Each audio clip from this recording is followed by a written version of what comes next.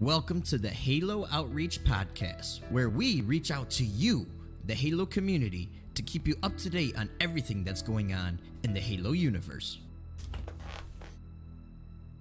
What is going on, everybody, and welcome to episode number 39 of the Halo Outreach Podcast. We have a very special guest today. Mike Coulter's head is coming in to join us once again for the podcast. Our new panel member. This is a three-man show now, so everybody get used to your favorite Spartan coming in there on the Halo Outreach Podcast. We have some stuff to talk about today for you guys. Not a bunch of news that came out last week, but we do have an MCC patch fix for the PC and the Xbox for Halo 2 and Halo 3 respectively that came out last week. We also have the Halo MCC Pro Series Open that happened. We're going to give a little bit of thoughts and opinions on that, as well as an update as to when we can actually expect flight number 1 to happen for Halo 3 on PC. And then we'll go over all the, playlist updates and all that stuff for you guys at the end of the podcast. But first, Kevin, how the hell are you? How's your week been? Yo, I'm rocking my COVID shirt, by the way. This shirt is sexy. That's a nice shirt. You guys got one. That's a good looking shirt. If I had like the free expendable income right now, I definitely would jump on that as well. But yes. But yeah, since COVID things, budget's a little tight at the moment. Starting at the podcast right now, babe. Hi, what's up? Dog? Oh, that dog came in to say hi. Freaking dog. He was scratching at the door. At 10:30 on the door. On the dot. Yeah. So I had a little cameo from the dog right there. But yeah, things have been going well for me. I've been playing a lot of Halo 2 on PC, Halo 2 and Halo 2 Anniversary.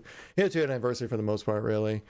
And I've been also kind of getting some video projects in the works. I'm trying to get some more Infinite Focus content, so then the infamous YouTube algorithm recognizes my channel as good stuff for Halo Infinite. Dude, Infinite videos pop off, man. It's hot right now. That freaking Infinite, the one about Hunt the Truth 2.0 did fucking stellar I saw for me, that. so. You got like 2,000 views on that, right? Yeah, so that was good. I was surprised because I was thinking about making something about that, and I was like, it's just like a little thing, and then like I don't know if it's really gonna amount to anything. But Then he saw the numbers. He was like, "Damn it!" So yeah, that kind of gets me that gets an interest right there about that ending to that Halo 2 video, which looks I guess I have you to thank for the views, because you didn't make a video, you didn't dip into the view pool of YouTube. So thank you, Kevin. You helped push me over 2K. No one double dipped into that sauce. It was just it was all packed to get a big scoop. Oh yeah. But I've actually also been doing that. And I've also been getting into working with Source Filmmaker. Trying to get better, trying to bump up the thumbnail game a little bit as well. Yeah, it's really not that tricky. It's I've done some 3D modeling in the past during college, working in Maya and stuff like that. So it's all rather familiar stuff for me. And it's really, if you're just doing like some poses for thumbnails, it's actually pretty easy to work with. All right, cool. You're gonna have to show me that. If you're asking me to do animations, that might be a little tricky, but we don't gotta do all that. We don't gotta do Chief twerking or anything anytime soon. Now we could get that Chief dab going though. We'll leave the Chief twerking to Pixel Flare to do that one. To Pixel Flare, yeah. And other than that, just been working on some long-term projects for some Halo videos and getting the hype ready for Halo Infinite, man. I'm excited. Can't wait. July. Let's do this. I'm ready. Let's go. Get it. How about you, Pat? What have you been doing? Good. Minecraft Dungeons came out today, so I've taken my first foray into the series because I have no interest in regular Minecraft. So that's been fun, kind of connecting with my kids over Minecraft because they love Minecraft. So I've been looking forward to this one ever since E3 when I saw the initial trailer. It gave me like a Zelda vibe. But I guess the original game was actually supposed to be more Zelda inspired, but then they went more Diablo side with it, which is fine too. I'm enjoying it so far, so that's been fun. And I finally wrapped up my series Scaredy Pat recently because I'm a big pansy when it comes to horror, and I played Resident Evil 2. Great game. There's incentives to play it again. I refuse. I deleted it off my hard drive immediately. I don't want nothing to do with the jump scares, any of that anymore. I'm glad I got it over with though, because it really was a good game. So it feels good to knock another game off the backlog. Only a few more left that I really want to get to immediately, and then it'll be a slow trickle until Infinite comes out. So yeah, without further ado, though, let's get right into the Halo news. We got Yeah, we got a MCC patch fix that was implemented earlier in the week. We didn't get to talk about it on the last. We talked about it in the last episode, but it wasn't implemented just yet. They did it Friday night? I want to say, right? Friday or Thursday or Friday night. It was the 20th. Yeah, 21st. Well, so it was 21st. Thursday night. Thursday night. Yeah. In which I don't know if you saw that video of the dude who's like, dude, if 343 releases the patch before something, I'll drink 12 raw eggs, and they actually did. I was watching. I'm like, why? Why put yourself in that bind? Like, that, 343 wanted to see that man drink it. I guess so, because I was like, they're gonna try to put that patch out as soon as possible. Like, I don't think you need to put yourself into this pickle, or this in this egg, I guess I should say. In this yolk. Oh yeah, watch it. A full-on mug of 12 raw eggs. Just disgusting. He just drank it. He did it pretty quickly too. Iron. He did. Yeah, he channeled his inner Rocky and just chugged those raw eggs. And I was just like, I was the whole time just like, like that one gif where like Ryan Reynolds, he takes off the mask. He's like, but why? Right, exactly. But he did it, and I was grossed out. I barely made it even through that video watching that. One egg is enough, much less 12. Yeah, I've done one raw egg. I'll never do that again. But to the patch fix, we actually had the fix for Halo 2 Classic, in which the hit registration was really off, and I'm gonna say, I know this fix was for the looking down and projectiles going through the floor to anybody else who was looking down who was a non-host player. That was the fix for Halo 2 Classic, but the hit registration actually feels a lot better after playing Halo 2 as well. As far as the classic Halo 2 on MCC on PC, it feels great now, honestly. And I mentioned this to you earlier, the Halo 3 fix for the desyncing issues and stuff like that. I guess it was a network issue that is fixed supposedly as well. I haven't had time to check that one out. I don't think we've all been really on the PC lately, not even touching our Xboxes. So have to try that out eventually, but that is supposedly fixed as well with this patch. I mean, not much for me to say here on this subject. Just good thing they fixed it in a decently, timely manner. I really wish. Oh, they got it out a week after launch, right? About a week after launch. It was week and some change. Yeah, a week and a couple days. So I was worried that was going to be nice like 2 months. Delay the game for a week, and get that fix pushed out there, and you would have had a much better reception, because first impressions are everything. But at the same time, I give them the credit. A week isn't bad to fix some major issues. So I'm glad it's out. I'm glad that's fixed now. Hopefully a lot more people are enjoying themselves on Halo 2 Classic on PC. But I'll take the time real quick too. We just had, for us US people out here, we just had Memorial Day on yesterday.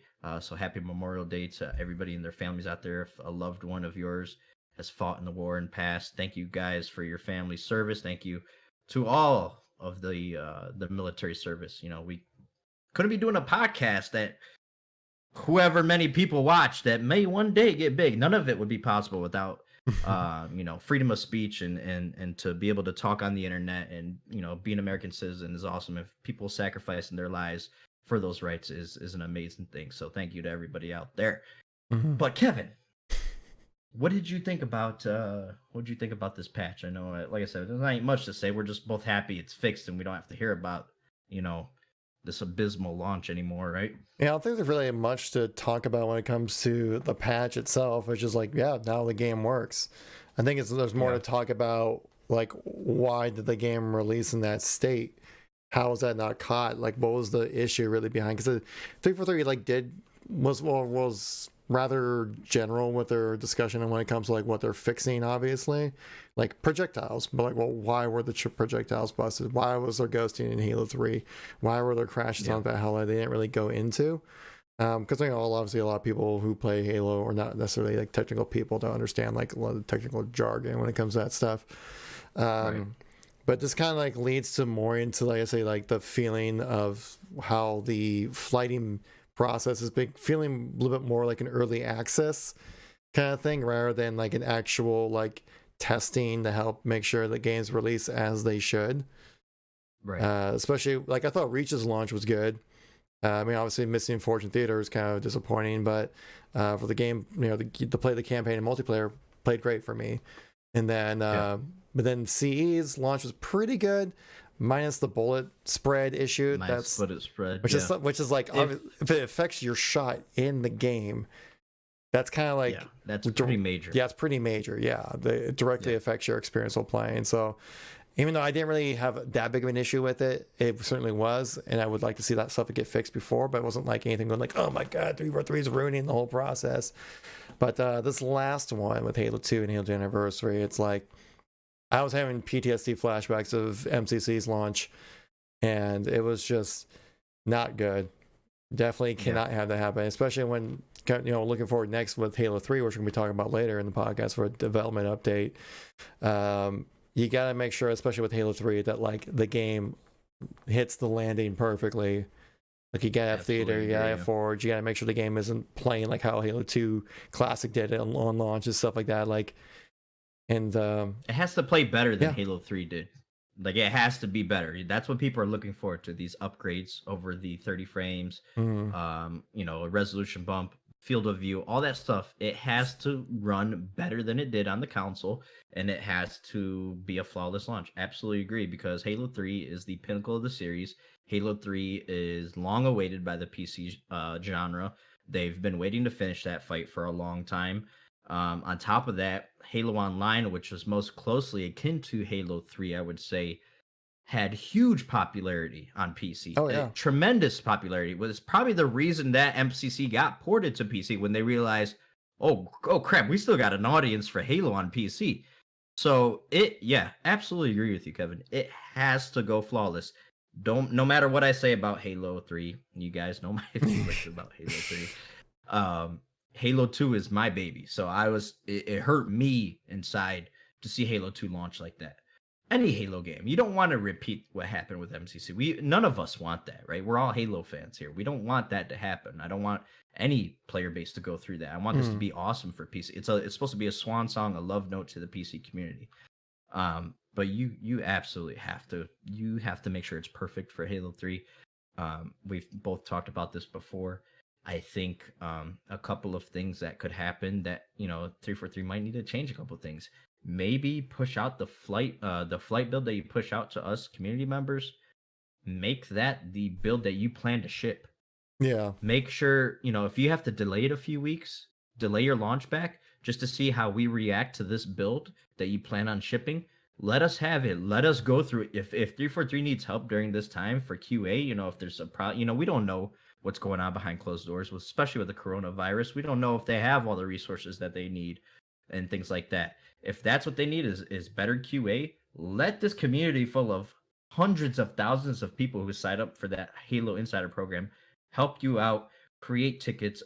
I'm sure as a community, we'd be more than happy to help deliver a finished project. So that could always be a solution that I've suggested, or slap a damn early access sticker on it if you're, be a little more open. I mean, they are being very transparent as it is, and I appreciate that, but not everybody's as dedicated as me or you, Kevin, who's a consumer that's going to go read these updates and what's going on with the game and know that the game is launching with a bunch of bugs, a full list of bugs. Not everybody's going to be reading that. Not everybody's going to be watching our videos.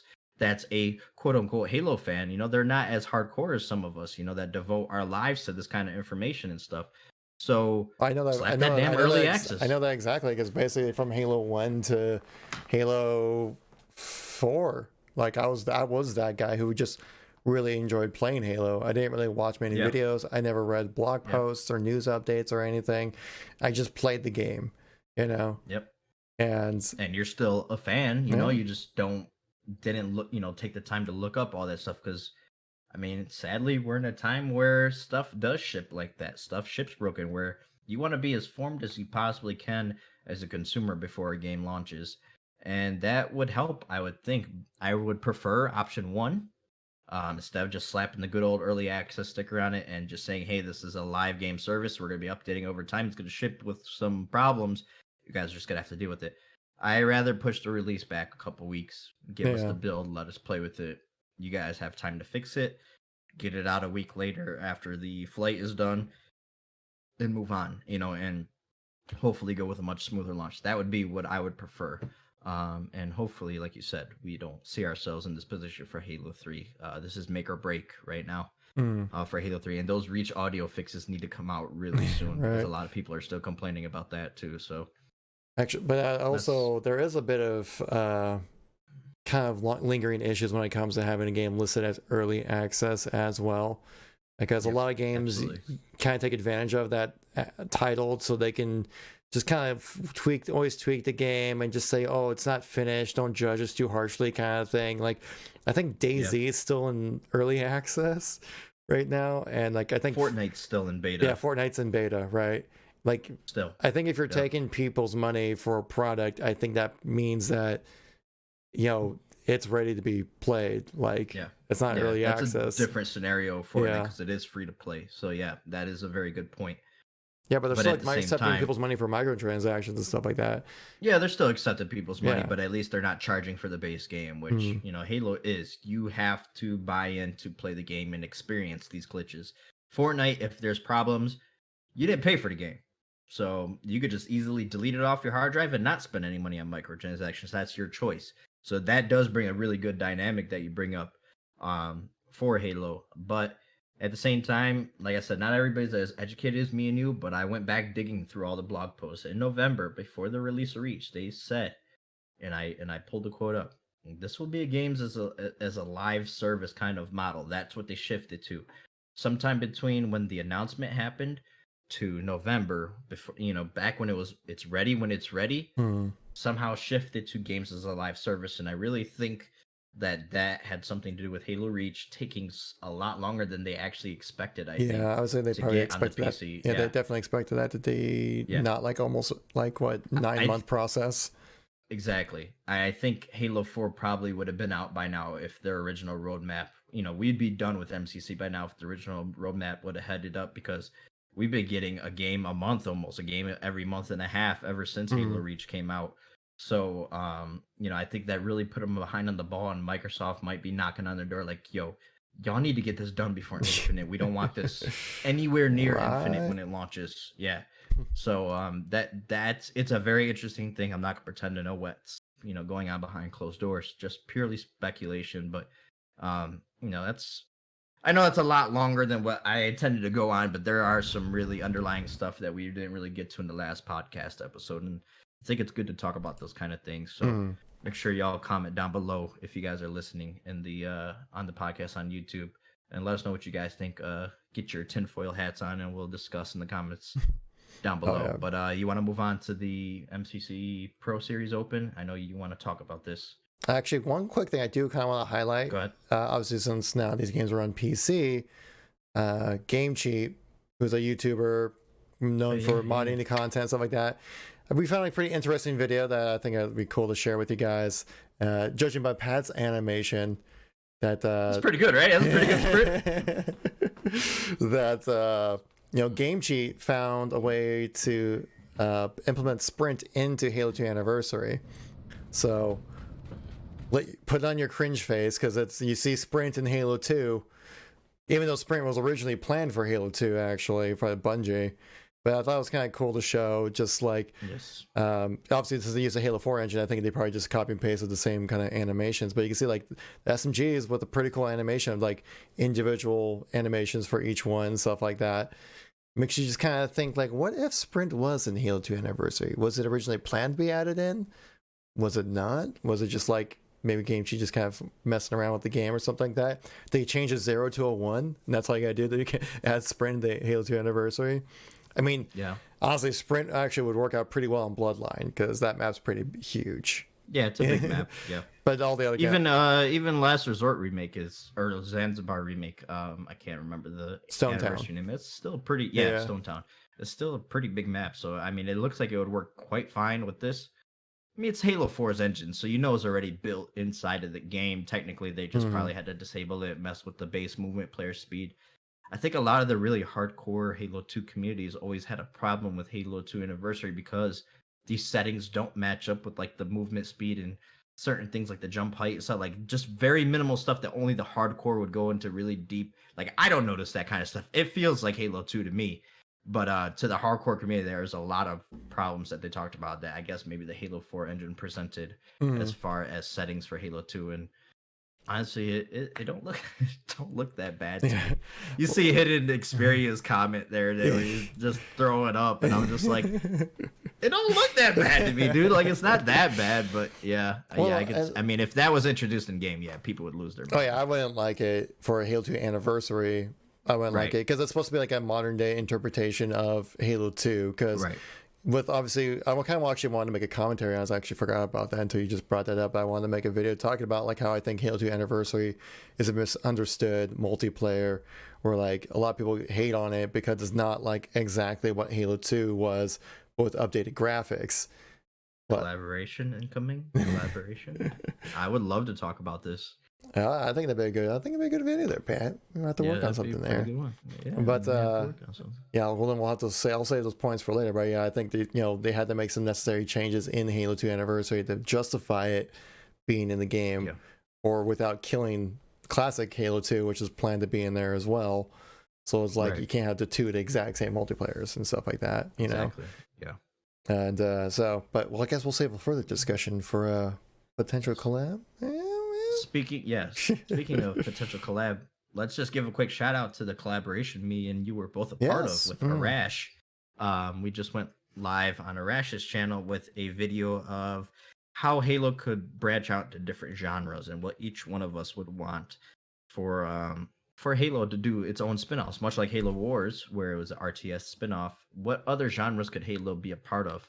So that was a really cool video that me and Kevin were, very happy to be included on, and with a bunch of other great Halo content creators. So if you guys want to check that out, Kevin, me and you can work on getting that. We could get that link to that video in the description, maybe for the YouTube video, if people want to check that out. Does that sound cool with you? Oh, definitely, for sure. Yeah, Rash is definitely also like, he's a good guy. Good guy. We've had him on the podcast before. Yeah. He's been a member on the podcast. He's a good friend of me and Kevin's. We're a big fan. I mean, he's a smaller YouTuber, much like myself. I mean, even Kevin, even with all his subs, don't let him fool you. He is still a small-time Halo YouTuber, technically. So we are all the small fries over here. So, us small people got to stick together, But yeah, Rashi, he makes great videos.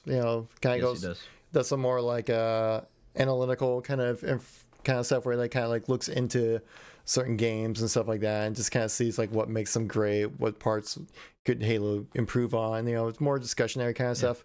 And I think, and it also does like some live commentary stuff, but even then with like still an analytical point of view to it.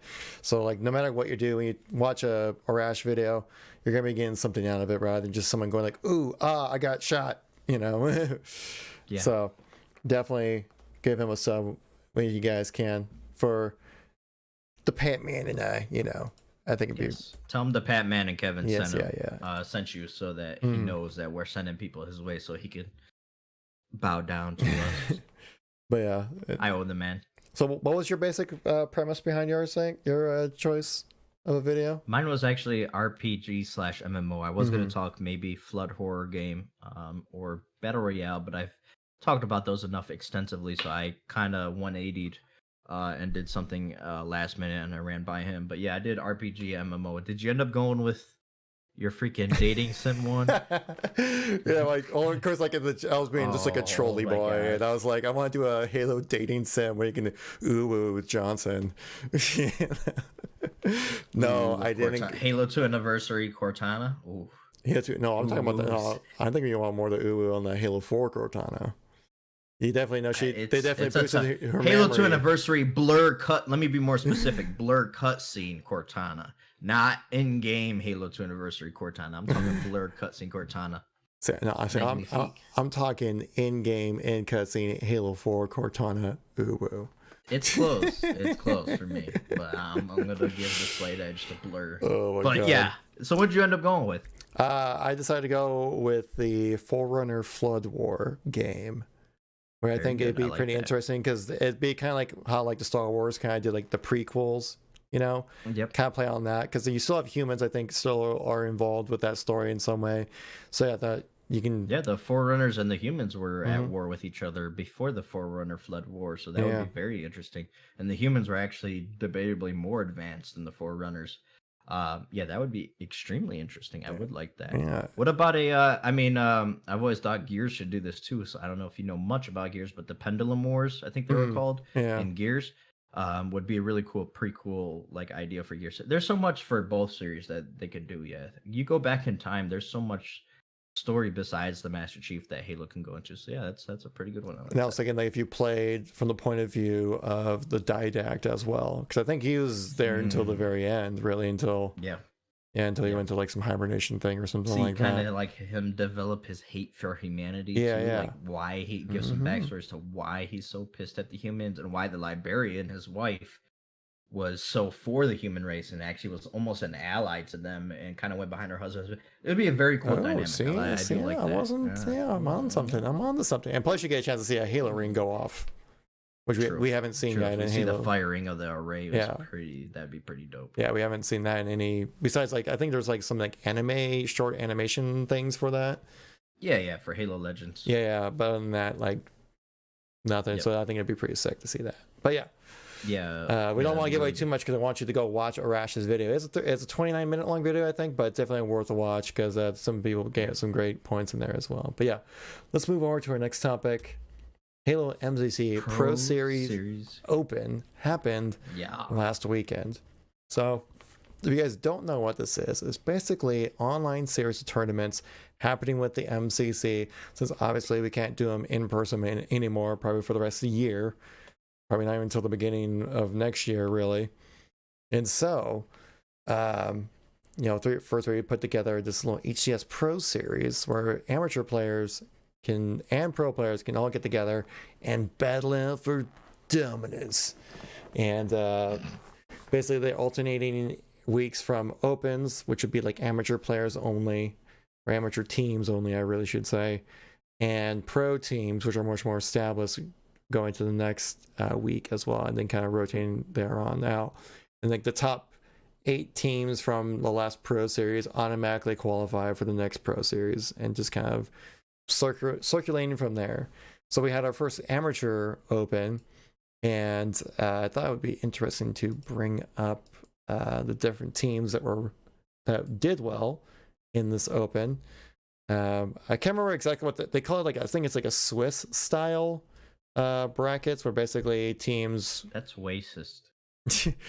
But then like round robin is like specious, I guess you call it.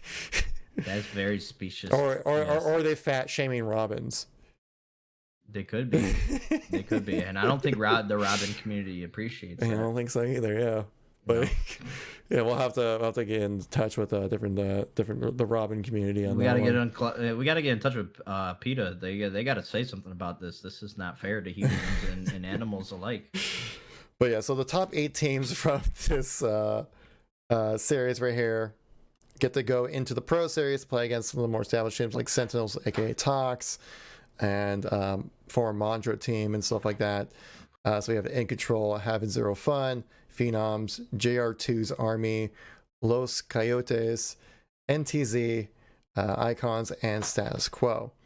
You probably guys probably don't recognize many of these names besides Status Quo if you followed the scene much at all. But Phenoms was actually a very well-known group of players that had to qualify because it's a completely different team. We had Bound, who is one of the more prominent like competitive players, especially without Halo 5. Everyone was just kind of like, why is this guy not competing? Where's Bound? And he's finally kind of set, but this is his first, like, I think, actual like online presence of a tournament he's taken part in. So it's very cool to see him get paired up with Pistola, Neptune, and Trippy. So that's one hell of a lineup right there. And as you can expect, they went undefeated, finishing out Saturday's tournaments, finishing 5-0. Then you had some other names right there kind of mixed in. Some other kind of like, if you're really in the weeds of the competitive side of things, you might have heard a few of them. Status Quo finished 8th, which you guys may recognize that name. You have Jim Bossy, Flamesword, Squally, and Stormy. Flamesword, of course, being probably the most notable guy on that list as well.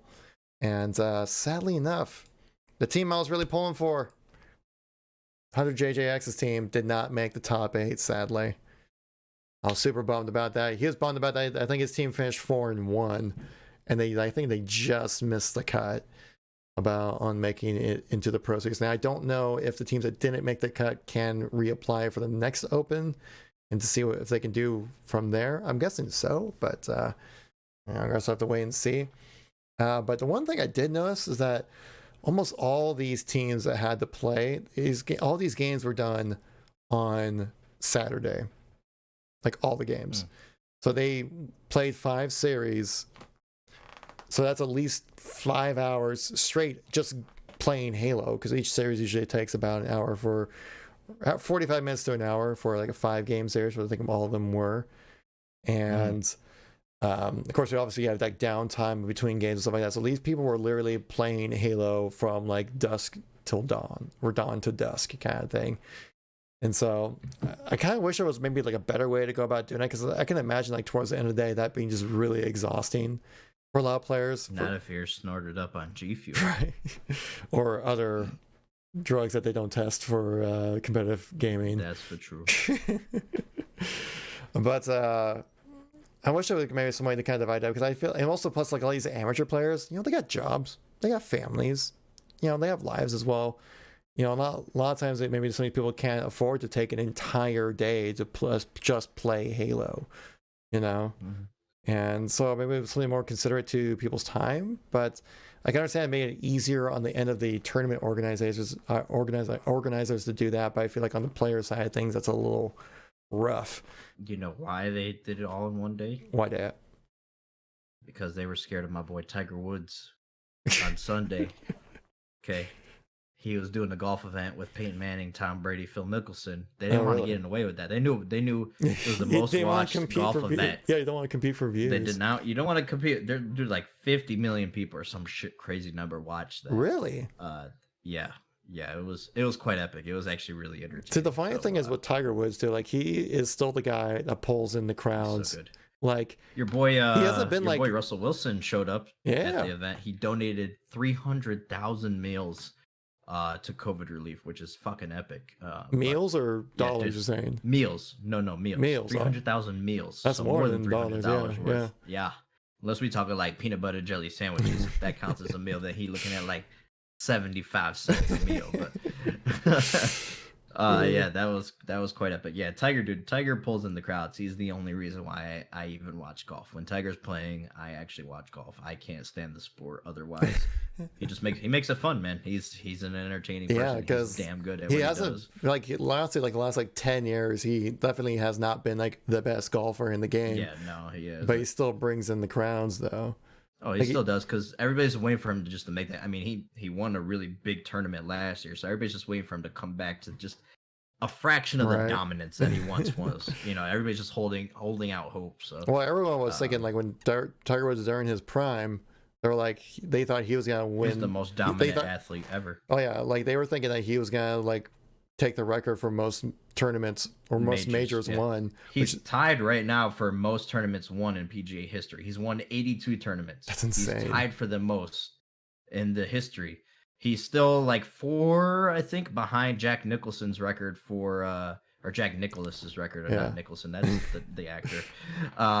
Jack Nicklaus's record for major tournaments, which is even a bigger deal in the PGA. He's still like 4 behind, but he's still second all time in that, and tied first all time with wins. By the end of the day, he'll be most all times with wins. He just got to win one more certified PGA event. So he's definitely the greatest. Jack Nicklaus won 18 majors, and Tiger Woods 14? At 15. Or 15. 15 majors. Only 3 more. Oh, he's the most dominant athlete I've ever seen growing up in my time. Oh yeah, definitely that and Jordan. Hands down. Jordan, Brady's up there, even though I don't want to admit it. Brady's been pretty dominant for the last 20 years. Yeah. If you guys don't know, I'm a freaking Bills fan, so Brady's dominated twice a year. You feel the division. Pain. Yeah, so that hasn't been good. He's gone now, so thank God. But yeah. Yeah, I can't imagine that he went to Tampa Bay. I thought he would just be a Patriot. It's called Tampa Bay now because his name is Tom. Because he's the only person on the team worth notable. Exactly. He's so conceited. I can't stand the prick. Oh my god. Weather's did better you end there up too. catching any? Yeah. Did you end up catching any of the Pro Series Open? Did you end up watching it all? I didn't catch any of it at all. I watched tune in at all. I watched I watched some of 100 JJX's streams.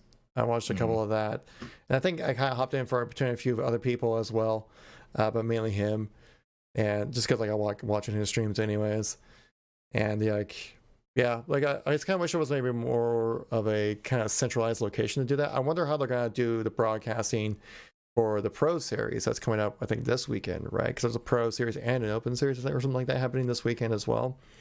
I know Matt Klein, who's like the producer on the HDS team, is trying to figure out do something. Though in the last in the announcement blog post, they did mention about first like checking out your individual streamers' streams, but they're looking to try to figure out something as like a centralized location for these pro tournaments, which I would definitely be looking for. If anything, I'd probably just do a watch party on my own because I definitely want to catch a few games as well. Which is swap between POVs or something like that. But again, like I think this is just like an awesome thing. I really hope this is something that just continues on through like Infinite's release, and just that's always just like a thing that's happening over these online tournaments to help get people to jump in, because it's never really been like a straight shot to join like a competitive team or put a team together to compete against the greats without having to travel across the country and pay for travel bills and rooming, housing and stuff like that, you know. So this is the most if you're ever looking to join or get into competitive gaming in Halo, this is the most accessible way to do it. So I think it's awesome. Let me ask you something real quick. Being such a competitive scene person, how did it feel? I never really asked you this. This is a podcast exclusive. How did it feel to cast a tournament in which, you know, I guess you could call us friends, you know what? Your friends were playing inside the tournament, and you're like, how do you separate rooting for your boys in the tournament versus being a professional? Like, I just want to know let's go inside the mind of a KevinKoolx. I mean, did you rewatch the broadcast? You're like, where are my compliments, Kevin? I don't know. I didn't know if you did. You know, I was in the I never went back and watched it, and I was kind of scared. I'm like, Kevin's probably talking smack about us the whole damn time. It's on Louis' YouTube channel. Maybe you throw us a couple compliments here. I was wondering how you approached that from trying to do a professional shoutcast while also, you know, like, yo, I do a podcast. Yo, that's my buddy Pat. Oh shit, Rascally and Jimbo. Well, no, actually no. Never mind. Jimbo wasn't in there. Never mind. Luckily for the gameplay of Mythic, it's pretty fast paced. That I didn't really have time to really kind of. Kevin's like, I don't know those guys. What are you talking about? Making external comments about how you should avoid his channel and, like, you know, subscribe to mine instead and stuff like that. But, you know, wow, I'm surprised he didn't take the chance to do that. I mean, I probably go like, I don't know if you've been watching like CNN with like highlights with you know, the mayor of New York. Cuomo. Yeah. His brother hosts a show on CNN, and so oftentimes they would have, you know, they both be on, you know, the younger brother, CNN caster Cuomo, will bring on his older brother Cuomo, who's a governor, and like they'll actually talk about like serious issues like what's going on with coronavirus, but then like they'll just like do some brotherly canter, just like jabs like left and right on their sides, you know, just because like, you know, they're brothers and grew up together and stuff. Yeah, that's the only reason why I know Cuomo's because I still keep up with New York stuff because I'm from New York. Yeah, I never knew. I don't watch news or anything. Yeah, so I never kw that his brother was a CNNer. I guess his brother contracted COVID too, right? The CNN reporter actually had COVID. Hey, he still did I the remember show you from sent his me a basement. video. Yeah, you remember you sent me a video and my dad contracted it, and I was like, actually, what he had to say was really, really helpful and really powerful stuff. So that was cool. Yeah, they it looks like New York is actually, I think New York is actually starting to open up again. I don't know what's going on over there in Seattle, but they're actually opening up like in phases over there in New York, so that's good. Yeah, we're starting to open back up as well. I think there's 4 phases. Currently, we're in phase 1, where it's like groups of 5 people or less or something like that. And basically certain businesses are part of phase 1, and then another, you know, like I think the Buffalo Bills, like as far as football stand, they're phase 4, so they're still quite a few weeks out. So, you know, it's based on what's important. Obviously, sports isn't important, even though I miss sports terribly. But I miss it so much. But yeah, so I think we're looking to go into phase 2 early June. I think is the time now. Oh, okay. Yeah, because right now we're kind of steady. We're not really like gaining. We're not growing in case counts. We're not declining. Really, we're just kind of staying level, if not a little bit of a decline right now in case counts. So these are probably just kind of. I think we're just kind of maxed out on case counts right now. We're just kind of leveling off, and then eventually we'll trail off. But since it's looking like they might extend phase 1 to like June, so I'm thinking that we're actually going to have to probably, my fiance and I were actually talking about like just postponing our wedding until next year, because we're gonna have we're gonna have some elderly people that want to show up. We don't want to put them at risk. My grandma probably wouldn't be able to make it, and like we were just talking about it, like we're like, well, we'll just do it next year and just like sign the piece of paper this year, You could. I mean, I told you that's how me and my wife did it. We did a really small wedding, and we're gonna do for our 10-year like a really big wedding. We just couldn't afford it at the time. I still can't afford it to this day and day. A wedding is very expensive, so I commend you. But you don't have kids. Yeah. So if I didn't have kids, I probably could afford a wedding, but the kids are a gift in you themselves, you did all like the married couple things. You just did them in different orders. Right? Exactly.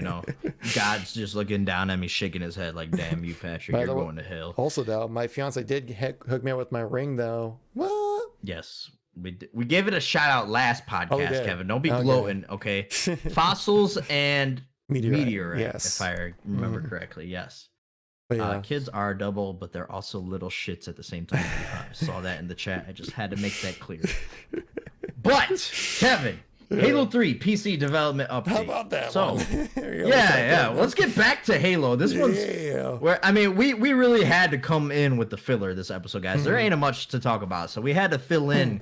For our YouTube monies or for our show money, we had to make this one just a little bit longer. Ad venues. Yes. But do you want to leave the Halo 3 stuff? Sure. Yes. Sure. Basically, let's make like the short but sweet. First half of June, that's when we're expected to do the flight. So first flight is supposed to go out first half of June. We've heard this song before, though. This could get pushed back. We don't know what kind of blocking bugs will pop up between the Ring 1 or Ring 0, I should say, and Ring 3 testing, but they're aiming for a first half of June. I would expect when they say aiming for first half of June, the longest we've ever seen a delay is maybe a week or two. So sometime in June, we should expect a Halo 3 flight for PC, and hopefully we get a good build. Something I wanted to touch on too that I just found really weird, and I don't want to pretend like I know anything about video games or coding. I've done HTML coding, you've done Python and stuff like that. We both know that when one little thing goes wrong in coding, it could fuck the whole thing up. Yep. We talked about that before. So maybe that has something to do with video game making, which I would, that's why there's always constant patches, because when one thing is fixed, you sprout a leak somewhere else. So I still find it weird that during the flight, we didn't have that problem. The flight felt pretty damn good for Halo 2. Oh, great. And then, when it came out, who knows what happened. Same thing with Halo 3. What the hell went wrong with Halo 3 where it caused, what did they even touch in Halo 3 to cause, and maybe that's just the beast that MCC is when it's all one thing. So when you mess with one thing, it could affect the other. I just don't see how Halo 3 got affected, which is really weird. But I don't know how to make a video game. I'm not going to pretend to know how that happened. So I'm not going to really comment too much on that. But like I said, hopefully this flight goes good.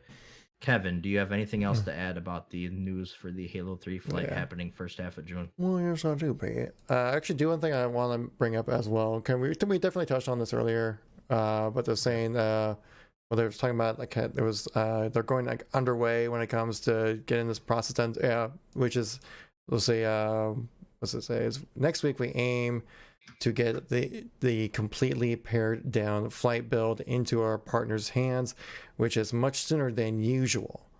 Which obviously, knowing what happened with Halo 2, makes me worry hearing about sooner than usual. Is that is that the nice way of saying we're getting pressure to push this game out, or just like, hey, we're finding this easier to work with? So we've had all these previous releases that like, we're ahead of schedule now or something. Right. It's it's I do find that interesting. It's so I brought that up in my video I made about that too. I'm like, and that just kind of went on like a 7-minute rant about like how Halo 3 needs to land perfectly hit the landing is what I was trying to say. Right. Like we mentioned earlier. And another thing too, obviously you guys probably know with Halo 2 Anniversary, Reach as well, that when you're playing on limited frames, Halo 4 as well, right? Yeah, but we were talking about the PC's unlimited frames thing. Like CE on and also Halo 2 Classic play really well on unlimited frames, like 120 frames, super smooth. Couldn't ask for anything more. But when you're playing like Halo 2 Anniversary or Halo Reach, you can get beginning like 120 frames plus, but it still comes off rather framey. And apparently there's a thing called interpolation that's involved with this that kind of how I guess helps kind of blend the frames together for your point of view and stuff like that. It's a kind of a complex development term when it comes to gaming, but basically when you're playing on limited frames, it looks choppy. And so they mentioned about how with Halo 3 in this response here, that it looks like Halo 3 will be actually running pretty smooth with unlimited frames. So it says, we mentioned here that we are in the process of implementing the same interpolation you see for Halo 2 Classic into Halo 3 right now. So far, it's looking promising, but we're still working out the bugs, which is obviously like, that sounds rather promising. I'm pretty excited about that. Get a chance to actually play like an MCC game outside of 60 frames, because that's basically what I've locked everything at. By the way, right now, we see, I just want to point out, people like, I see this on my screen right here, but Pat's just like smiling and wiggling because he's eating a McChicken right now. It's a Wendy's Junior Bacon Cheeseburger, all right? Get your burger facts correct, all right? But he's looking way too happy about eating this cheapy ass fast food so burger. Good. It's so good right now. But they also mentioned here saying, a commenter goes like, oh, well, about the other games as well, pretty much. And it says, Farns replies like saying, it's much more difficult of a problem with Halo 4, Halo 2 Anniversary, and Halo Reach, but I think we'll be able to improve it over time as well. So, basically, if we can get Halo 3 with unlimited frames working properly, Pog champ on that one, because that would be amazing for us to get a chance to play a true PC experience with these Halo titles, kind of like as promised. Just like you played it 10 years ago. Just as it shipped 10 years ago. But yeah, so that's actually pretty promising news. A little bit of extra information since the last time we touched on Halo 3's development right there. So pretty excited about that. Looking forward to it. Again, we'll give you guys an update as soon as we get any information with Halo 3 on our individual channels and on the podcast as well. So make sure you follow to keep yourselves updated with all that greatness. But yes, anything you want to add on to that there, Pete? No. I did want to talk about real quick. I guess you made a good point earlier too about 343 and being maybe pressured into release, which obviously 343 has been extremely transparent with the community as a whole leading up to this point. They obviously wouldn't say anything about Microsoft pushing them to release this. Something people do have to remember too is that it's not 343 themselves that's working on MCC. It's the 343 publishing team, which I've reached out to a couple of sources that I know that might know this information. I haven't heard back yet. I'm kind of curious to how big 343's publishing team is, but I don't imagine it is very big. And they've partnered obviously with Ruffian, Splash Damage, among other partners as well for MCC on PC. So a lot of the hate gets directed towards 343, and I don't think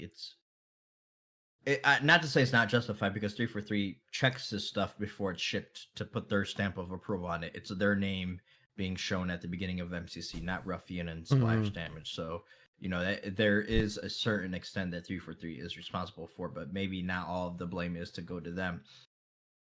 But I would like to hear if maybe, if it isn't Microsoft pressing them, which it very well could be, if 343 is finding Halo 3 to be easier to develop and quicker than expected for PC. What went into that? I would like to get a little more insight on that, because we knew Halo 1 and Halo 2 had the PC ports already, and that's why we figured Reach took so long, is because it had never been on PC already. Halo 1 had Combat Evolved from the Gearbox port of it, and then Halo 2 had Halo 2 Vista as that port, and is actually both of those are the ports for MCC on Xbox, aren't they? Aren't those the Vista and the Gearbox versions of those respective games, and not even the original ones, anyways? So, yeah, I would really like to get some insight onto how the hell Halo 3 is so quick and so easy to get up and running, and maybe the people who did Halo Online that we know that 343 actually hired to come and work with them, maybe they had something to do with it. So that would be really interesting to get some insight onto, and that's all I really wanted to add. And also, it could just be that Halo 3's engine is easier to work in. I'd say that Halo 3 was like the first like fully realized Halo game that they wanted to put together, because Halo 2's development was crazy. Halo 1 was just more just like, let's just get it working, And then Halo 2 was definitely rushed. Yeah, and so the Halo 3 and Reach were probably the two most well fleshed out games that they've put together for the Halo series from Bungie. And so maybe it could be something like that, saying it works better. And so maybe that could lend itself to being easier as well, or just maybe just the experience and the development that they've put in already with these previous console titles. They can copy paste a lot of the work put into it. Again, it's all just speculation, because obviously we're not game developers. But we could imagine. We could imagine how things are. Yes. Imagine. Yes. All right. So Halo playlist updates, where we bring this podcast to its conclusion. So let's talk a little bit of the Halo playlist updates. First of all, we could actually talk about the MCC playlist changes real quick. So on the 20th, they adjusted the settings for Hardcore Bomb on Shrine and Warlord and Halo 2 Anniversary Team Hardcore. They also adjusted Halo 2 Classic Big Team Territories and removed Halo 2 Anniversary Big Team Assault from Bloodline. So that was the playlist update. As far as actual, what's it called? Actual what's coming like on Halo MCC as far as the featured playlist. We actually have some sort of experimental playlist that is actually launching tomorrow for MCC. So if you guys are watching this, it's actually on the 27th. There is an experimental playlist. They're titling it the Monthly Feedback Maintenance Playlist. Me and Kevin have no idea what the hell that means. I'm kind of curious what the hell that means. Also on 6.3, we have Shoddy Snipers coming to MCC as part of the featured playlist. As far as Halo 5 goes, for all you 152 grinders out there, always the featured playlist is always double XP. So remember that. I don't know. I haven't logged on to Halo 5 since I hit 152. I deleted it off my hard drive. I don't know if you've logged on at all, Kevin. Are they still giving out those weekly gold packs? Do you know? I think that stopped a while ago. Yeah. Okay. So that might have stopped after they did the COVID, fundraiser and stuff like that. So on the 28th, we have Halo 2 BR Slayer rotating in for Action Sack, as well as Warzone Turbo. Yeah, great playlist. Warzone Turbo going live for the weekend on May 28th. And we will update you in June what's going on. But for all y'all wondering, for as far as ranked goes, the Summer 2020 Arena season begins on June 4th. And we'll get back with you guys as far as what else is going live on June 4th. So anything to add to that, Kevin, that you wanted to talk about? Warzone Turbo, pretty awesome mode. It just wrecks for days. You get to play around with a few different kind of class setups that you normally wouldn't get a chance to. Like personally, I love running with like the riveting sliver is what they call it, or something like that, right? And with like 4 different speed boosts on, so you're just like, oh my God, Sonic the Hedgehog running through the map. It's a lot of fun. If you do it right, you can get some crazy kill streaks, but yeah, it's that stuff's pretty fun. Of course, also if you're grinding your ranks out, you got till June 4th and it gets reset. So gotta keep that in mind as well. Mainly, I've been playing Halo 2 Anniversary for the most part, just playing the ranked mode on that, because I find it fun. Trying to get down my spring jumps. All right, I've been finally taking that step to learn how to spring jump in that game. Just doing the scoreboard spring jump, which I kind of hope carries over to Halo Infinite, but yeah, we'll see what happens there. I was able to pull off the spring jump pretty easily with like mouse and keyboard, but playing on a controller, I actually kind of struggle doing it. But I just do the scoreboard spring jump on the Halo 2 anniversary, and it works like every time. Cool. But yeah, so you got all those new plays. So if you've been listening to this podcast the whole time, you're like, nah, I really want to play some Halo. Well, now you know what to play, or what to look forward to at least.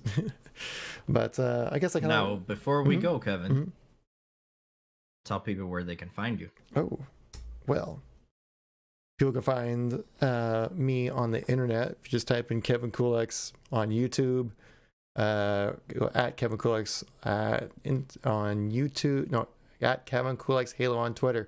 Those are the words I'm trying to say. It's underneath his picture if you're watching on YouTube, folks. But yes, otherwise. KevinKoolx on Instagram. We also have this podcast on Podbean and Spotify as well. Links to my socials, Pat's socials, Spotify and Podbean links as well, so you don't have to waste your phone battery while listening to this podcast. You can listen with your phone screen turned off, which I'm sure you definitely want to do that. Come on, optimize your Halo-ness. Of course, you would be missing out on these Pat, sexy faces, the beard stream, beards and glasses, and Locke. Yes, and Locke. Can't forget about Mike Coulter. Exactly. Cross-eyed Locke. But and also, Pat, where can people find you on the internet? Thank you for asking, Kevin. You can find me at the Patman Gaming on Twitter, on Twitch, on Instagram, as well as just typing in Patman Gaming on YouTube. You'll be able to find me. We just passed 2,000 subs. We're at like, woo! Drink to that one. Mm-hmm. Hell yeah.